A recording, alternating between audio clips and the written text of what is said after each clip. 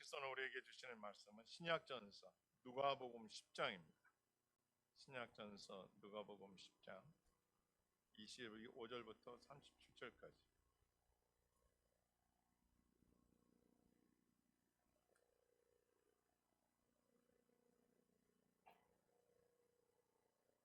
제가 한 절 다 같이 합독하시겠습니다. 다 같이 읽겠습니다. 어떤 율법 교사가 일어나 예수를 시험하여 이르되 선생님, 내가 무엇을 하여야 영생을 얻으리? 예수께서 이르시되 율법에 무엇이라 기록되었으며 내가 어떻게 읽느냐? 대답하여 이르되 내 마음을 다하며 목숨을 다하며 힘을 다하며 뜻을 다하여 주 너의 하나님을 사랑하라. 또한 내 이웃을 내 자신같이 사랑하라 하였나이다. 예수께서 이르시되 내 대답이 옳도다. 이를 행하라. 그러면 살리라 하시니 그 사람이 자기를 옳게 보이려고 예수께 여짜오되 그러면 내 이웃이 누구이까? 예수께서 대답하여 이르시되 어떤 사람이 예루살렘에서 여리고로 내려가다 강도를 만나며 강도들이 그 옷을 벗기고 때려 거의 죽은 것을 버리고 갔더라. 마침 한 제사장이 그 길로 내려가다 그를 보고 피하여 지나가. 또 이와 같이 한 레인 그곳에 이르러 그를 보고 피하여 지나가. 어떤 사마리아 사람 여행하는 중 거기 이르러 그를 보고 불쌍히 여겨 가까이 가서 기름과 포도주를 그 상처에 붓고 싸매고 자기 짐승에 태워 주막으로 데려가서 돌보아 주니 둘을 내어주며 이르되 이 사람을 돌보아 주. 비용이 들면 더 때 갚으리라 하였으니 내 생각에는 이 세 사람 중에 누가 강도 만난 자의 이웃이 되겠느냐? 이르되 자비를 베푼 자의. 예수께서 이르시되 가서 너도 이와 같이 하라. 아멘. 우리 앞뒤로 인사하시겠습니다. 하나님은 당신을 사랑하십니다. 항상 기뻐하며 삽시다. 쉬지 말고 기도합시다. 할렐루야. 안도현 씨라는 분의 그 시가 있는데 그런 시가 있더라고요. 연탄재 함부로 발로 차지 마라.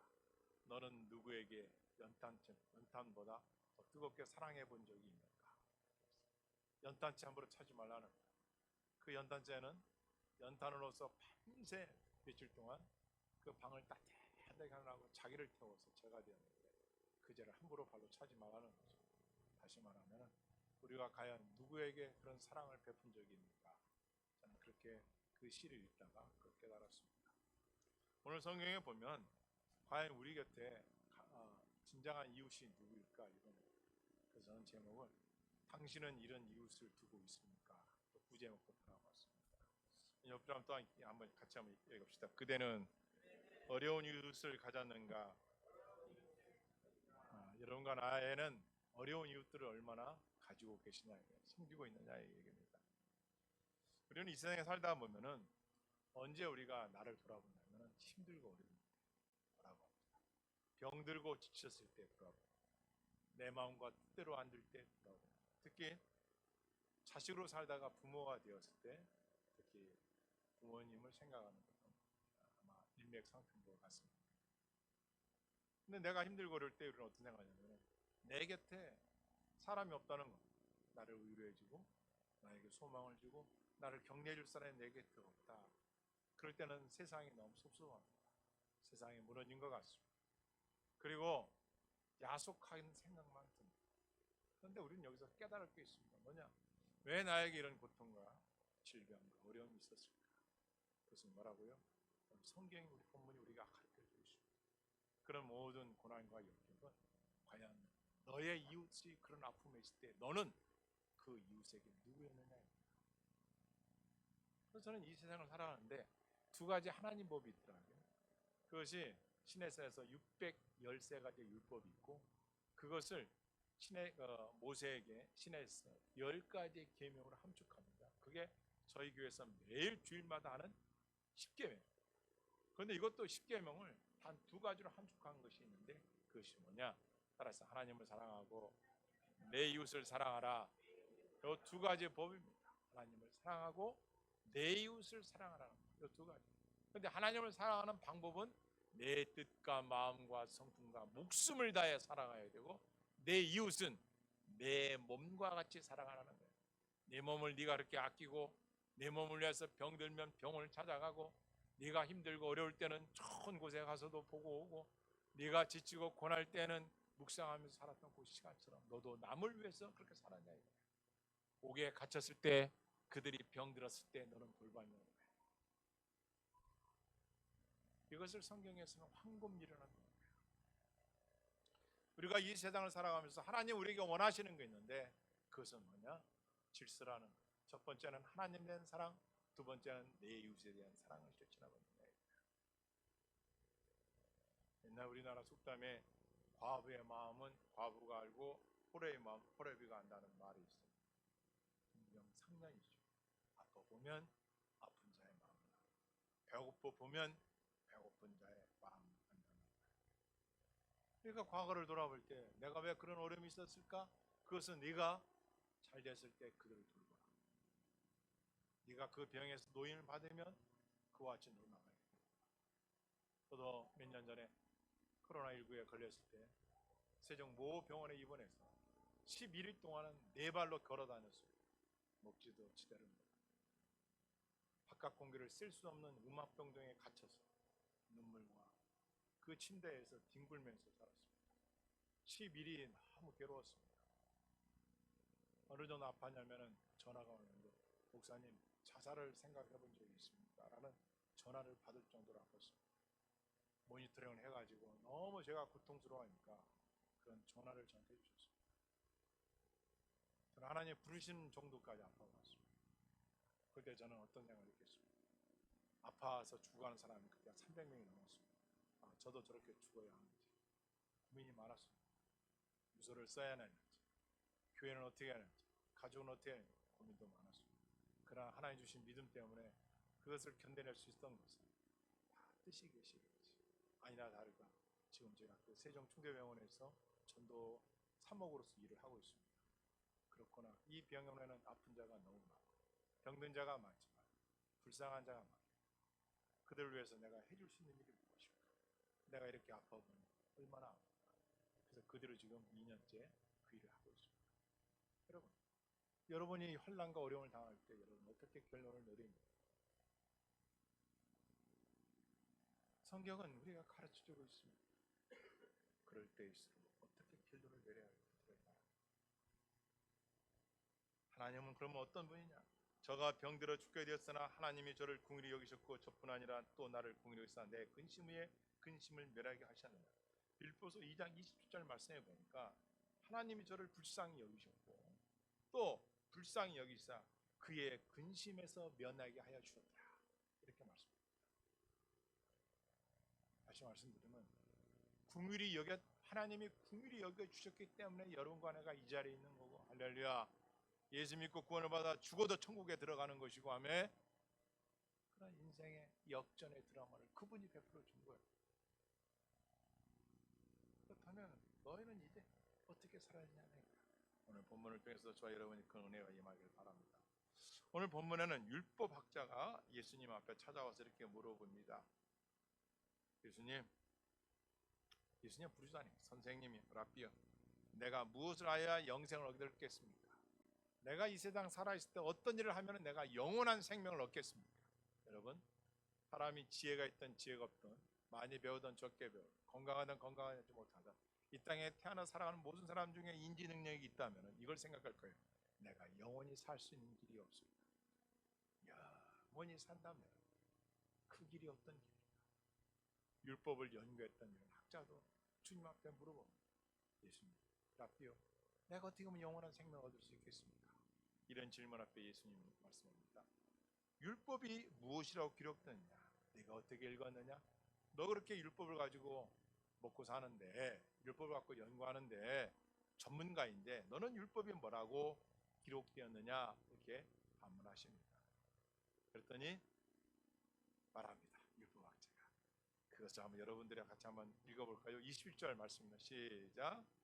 대답하여 이르되 목숨을 다하며 힘을 다하며 뜻을 다하여 주 너희 하나님을 사랑하라. 또한 내 이웃을 내 자신같이 사랑하여 할렐루야. 예수님 뭐라고 말씀하세요? 예수님께서 뭐라고 말씀하세요? 율법학자야, 율법학자야, 네가 알고 있지 않느냐?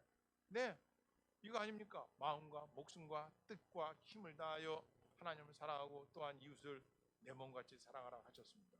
예수님 뭐라고 합니까? 28절에 같이 읽습니다. 시작. 28절 같이 읽습니다. 시작.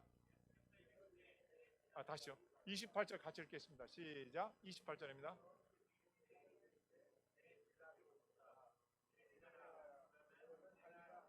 예. 하나 안 하시는 분이 있어서 다시 읽습니다. 28절 시작.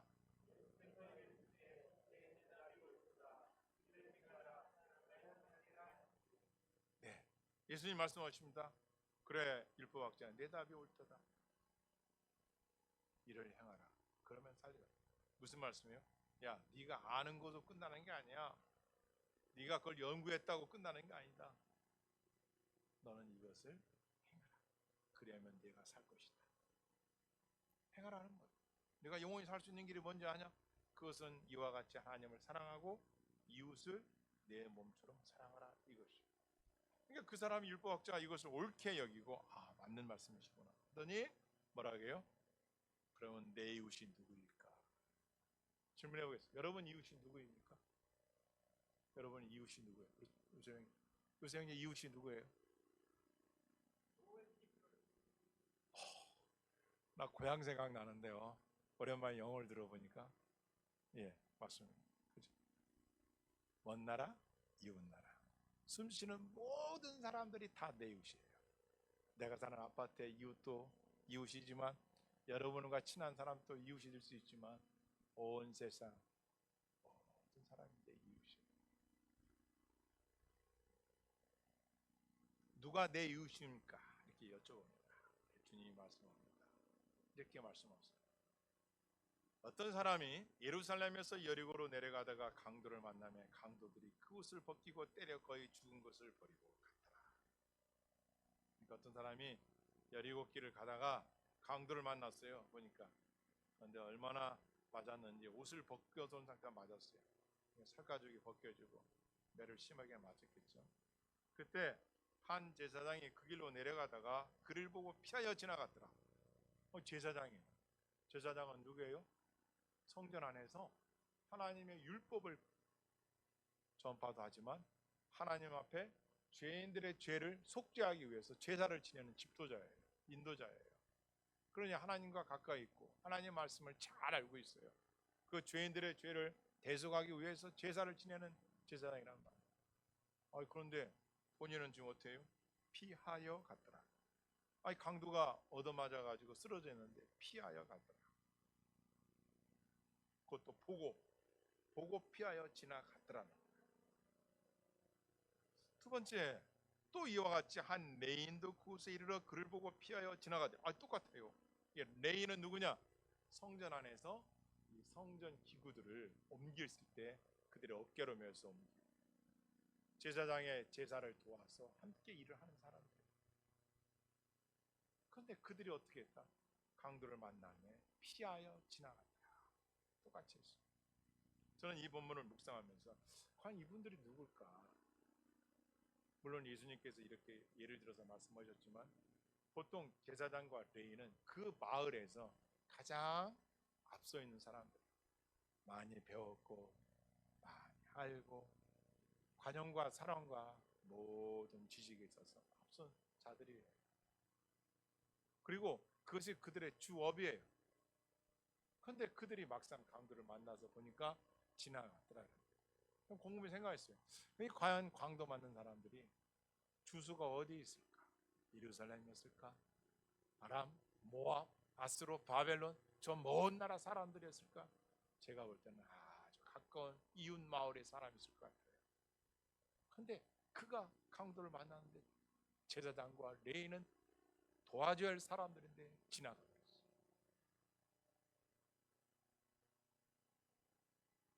33절을 여러분 읽겠습니다. 시작.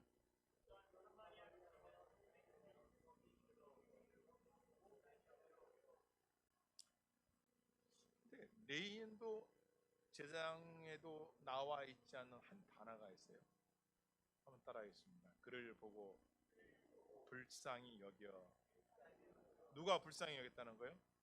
사마리아 사람. 제가 사마리아 사람이 누군가 기원을 찾아가 봤더니 이 사마리아 사람들은 아수르가 721년에 북이스라엘을 멸망시킬 때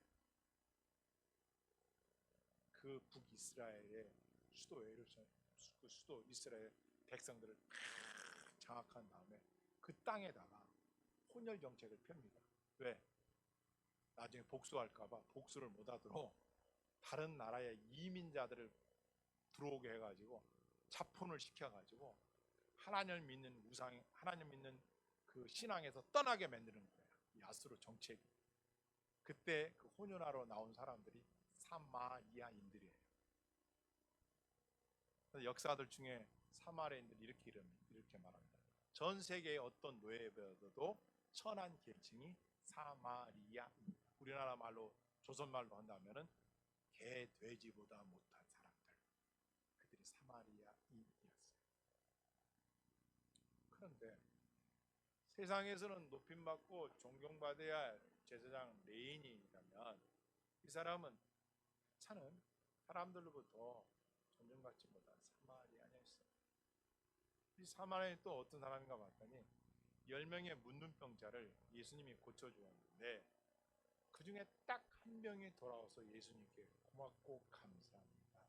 나의 문둥병을 고쳐, 한센스 병을 고쳐주셔서 인사한 사람이 사마리아인. 다르죠? 뭘 아느냐? 건강하냐? 프로필 어떻게 되느냐? 가문이 어떻게 되느냐? 전혀 상관없어요. 그 사람 안에 컴패션, 아픈 자를 향한 불쌍히 여기는 마음이 있었느냐? 하나님은 그걸 보시는 거예요.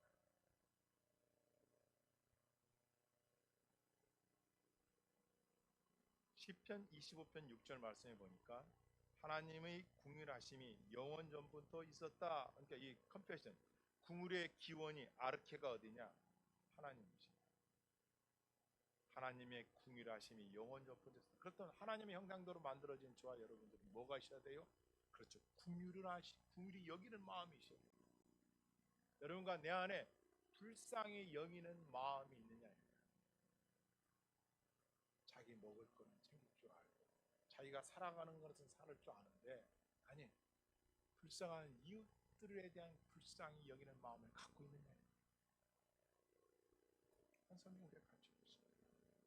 그래서 성경 심지어 궁휼히 여긴 자는 복이 있나니 그들이 궁휼히 여김을 받을 것입니다.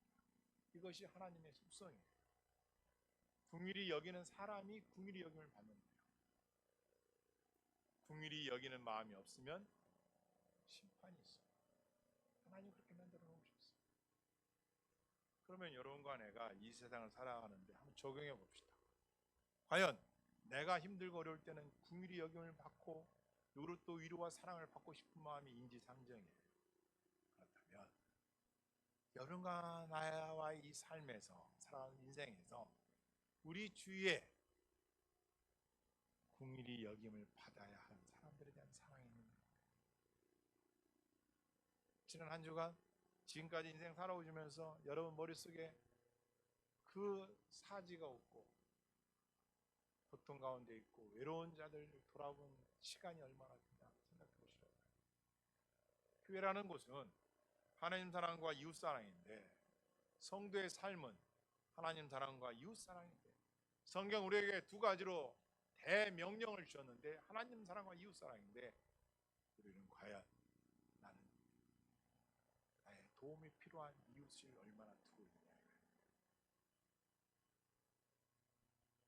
성경에는 이 궁이라는 단어가 히브리어로 6개, 헬라어는 5개 원을 가졌는데 약 200번 정도가 구약에 나오고 신약에는 80번 정도가 나옵니다.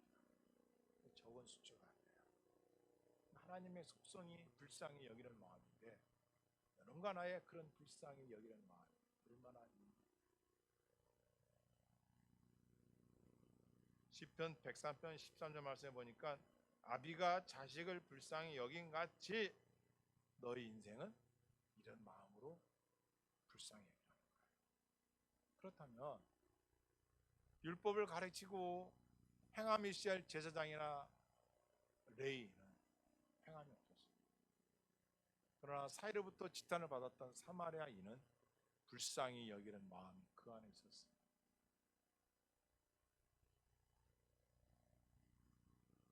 따라했습니다. 우리는 하나님의 긍휼을 받은 자입니다. 마태복음 18장 23절 이하에 보니까 이런 말씀이 있어요. 1만 달란트 빚진 자가 나와요.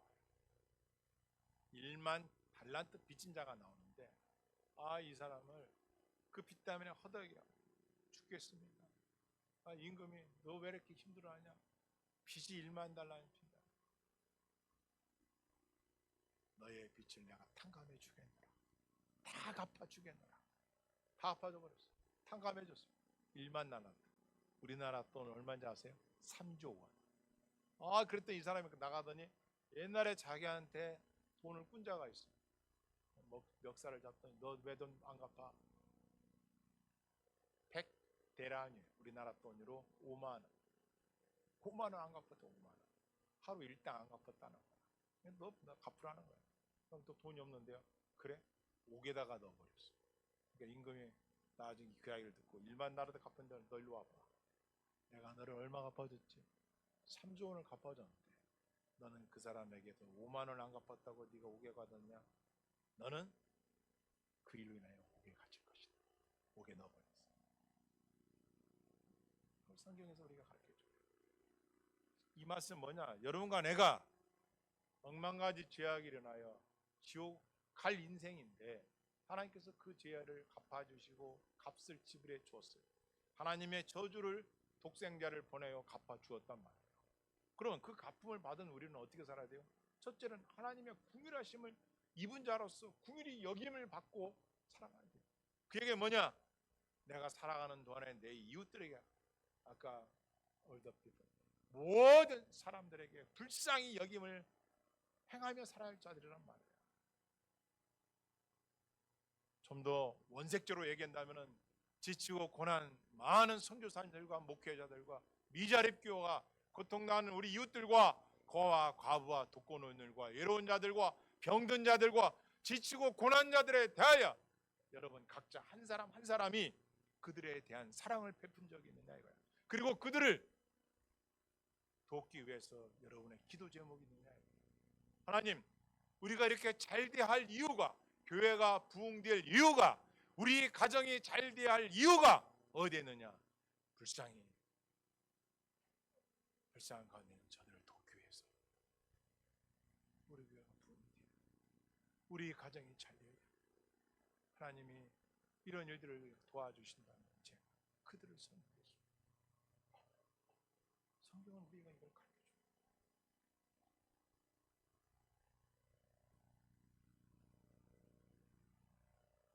탕감받은 자는 자비가 없었습니다.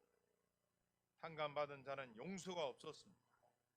탕감받은 자는 베풀고 나누는 사랑이 없었습니다. 본문으로 돌아와서 이 강도 만난 자를 사마리아인이 어떻게 행한가를 보여주고 있습니다. 34절을 여러분 읽겠습니다. 시작.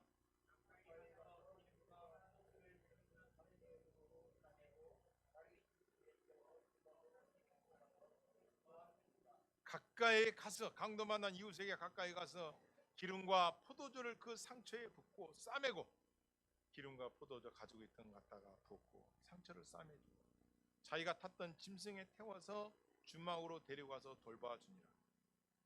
얼마나 디테일합니까?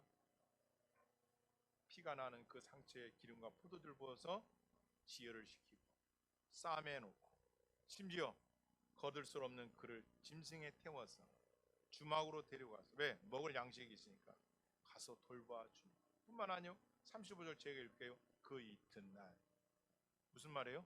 이튿날 밤새 칠해졌다는 거예요. 밤새 함께 있었다는 거예요. 밤새 아픈 자를 돌봐줬다는 거예요. 여러분과 나의 인생에 이런 경험이 있습니까? 하나님으로부터 3조 원 넘는 돈으로 환산할 수 없는 구속의 은혜를 받은 자들로서 우리 주위에 얼굴도 이름도 모르는 지치고 병든 자들을 향하여 찾아가서 이와 같이 사랑을 베푼 적이 있느냐. 교회는 사랑을 말하지만 우리는 과연 사랑 말하지만 이와 같이 행한 적이 있느냐. 여러분 어떻습니까?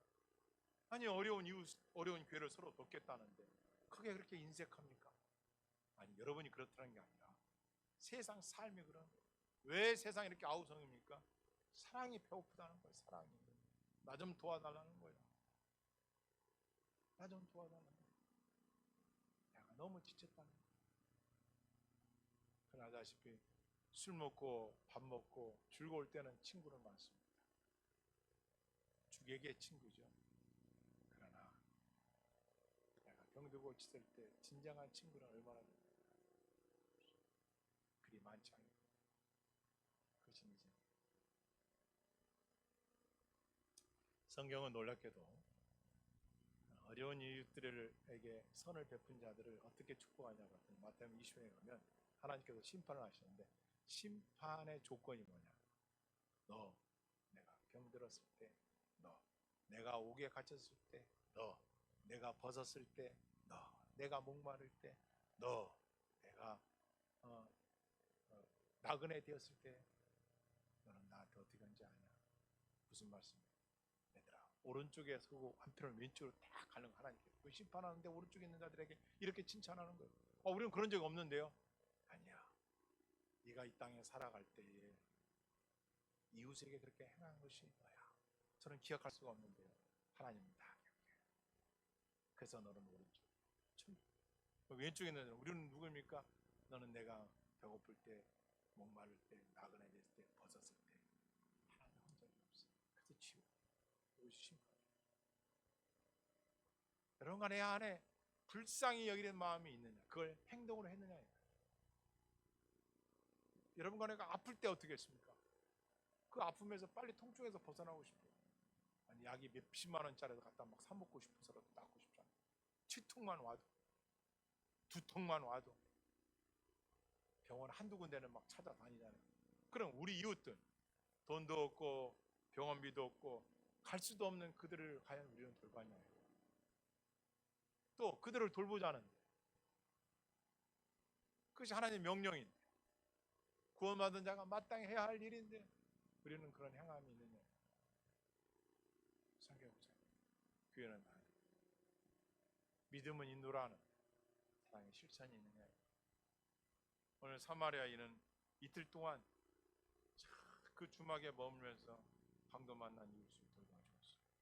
물론 이 예수님의 이 말씀이 꼭 자비를 베풀고 인정을 베풀고 사랑을 베풀라는 것만 아니죠. 뭐예요? 우리 인생의 삶의 목적이 하나님의 형상대로 살아가는 것이죠. 긍휼히 여기라는 거예요. 내 것이 안 아픈 산에 누가 있어? 그런데 성경은 네 거 아까운 거 알지? 그러나 그걸 가지고 베푸는 자가 있고 그걸 가지고 내 것으로만 사는 자가 있어요. 저는 목회하면서 제 인생을 주님을 만난 뒤부터 살아오면서 제가 받는 축복이 어마어마하게 많은데 그 중에 하나가 긍휼이라는 단어예요. 어떤 소식을 들었을 때 어렵고 힘든 사람들 그것을 저버리지 않는 바. 내가 할 수 있는 없으면 못해. 그런 적도 있었어요. 그런데 하나님은 응답도 빨라. 제가 기도할 때 하나님은 놀랍게도 역사하시더라. 그게 더 어서 온다고요? 오고 계시잖아요. 우리는 이만한 이런 장소에서 예배드릴 만한 그러한 차분, 재정도 그러한 없었어요. 그냥 믿음 하나. 그걸 가지고선도 나누고 베풀었는데 하나님은 계속 더 좋게 해주시는 거예요. 할렐루야. 여러분 제가 받은 축복 여러분도 받으세요. 그래도 우리 교회는 이렇게 하나님 뜻 가운데서 주의 종의 말에 잘 순종해서 그래도 선교사님들과 또 외롭고 힘든 자들과 또 탈북자들 목회하시는 목사님들과 이렇게 우리가 나눌 수 있잖아요.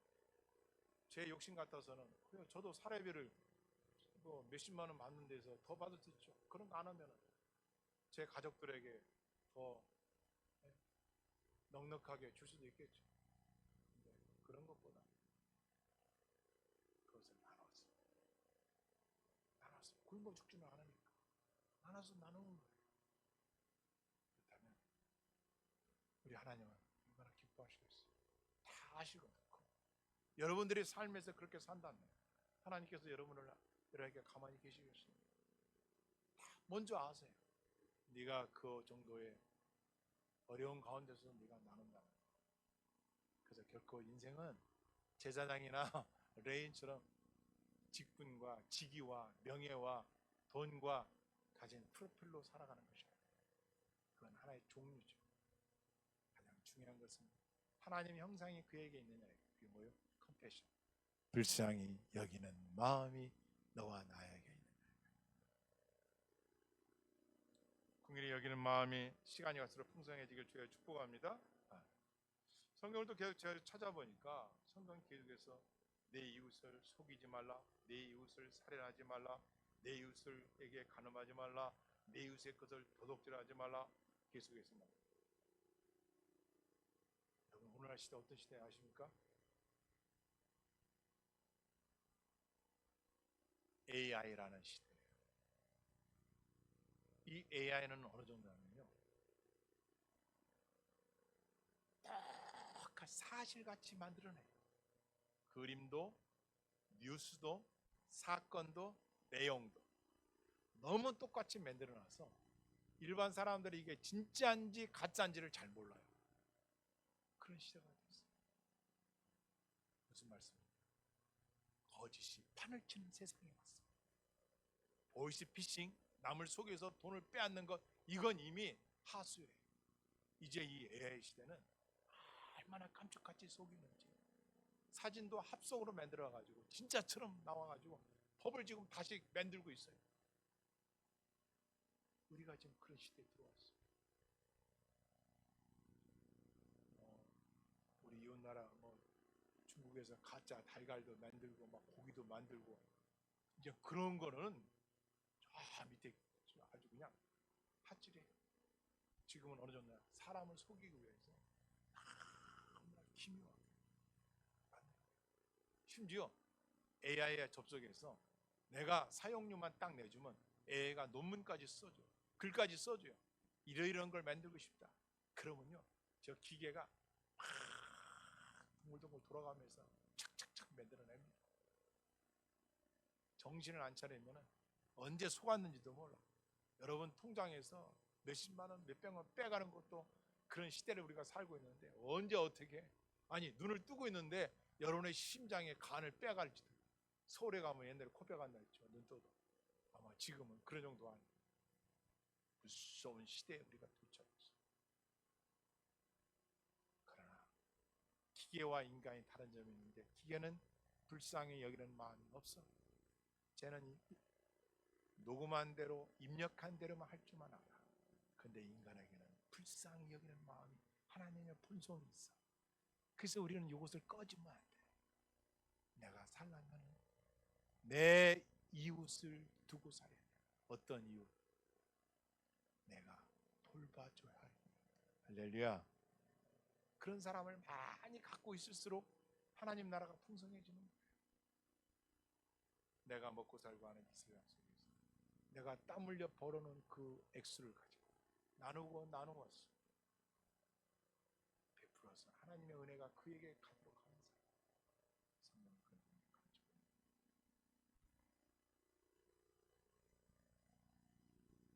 여러분, 누구나 다 잘 되기를 원합니다. 저도 마찬가지입니다. 교회가 빨리 부흥됐으면 좋겠어요. 성전도 크게 지었으면 좋겠어요. 그리고 저도 좀 이렇게 좀 외국으로도 막 다녀가면서 설교도 하고 싶어요. 영어 공부도 하고 있어요. 외국 일본어도 하고 있어요. 지금 하고 싶어요. 저도. 그런데 저는 늘 깨닫는 거 있어요. 그것이 목적이 되서는 안 돼요. 그렇죠. 그것이 내 인생의 주가 되서는 안 돼요. 그럼 뭐가 주가 되어야 되느냐? 나를 통한, 내 생명 있는 동안 나를 구원시켜 주는 주 예수 그리스도가 높아지는 것이죠. 할렐루야. 그러다 보니까 얼마 전에 유튜브에서 그걸 하나 본 게 기억이 나요. 강화도인가요? 강화도인가? 검은도 고문사 한 젊은 목사님 목회를 하신 영상이 있더라고요. 들어봤어요. 이분이 서울 근교에서 목회를 하셨어요. 두 군데서. 왜냐? 꿈을 가지고 고 조영기 목사님처럼 큰 교회를 하고 싶어가지고 아주 그냥 그 꿈을 가지고 목회를 시작했는데 안 되는 거예요. 힘든 거예요.